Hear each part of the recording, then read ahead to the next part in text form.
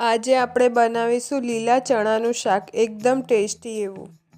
એક વાટકીમાં ફોલેલા લીલા ચણા, મરચું, હળદર, ધાણાની પેસ્ટ અને ટામેટાં અને લીલી ડુંગળી સમારેલી લેવી।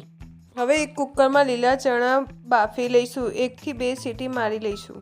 એક કડાઈમાં તેલ ગરમ કરી તેમાં જીરું એડ કરીશું, ત્યારબાદ હિંગ એડ કરીશું અને સમારેલું ટામેટું અને લીલી ડુંગળી એડ કરીશું। ત્યારબાદ જે પેસ્ટ આપણે તૈયાર કરી હતી મસાલાની તે એડ કરીશું અને તેને મિક્સ કરી લઈશું। ત્યારબાદ તેમાં આપણે તેને ચડવા દઈશું 5-10 મિનિટ સુધી। તેલ છૂટું પડે ત્યારબાદ તેમાં બાફેલા ચણા એડ કરીશું અને થોડું સ્વાદ અનુસાર મીઠું એડ કરીશું।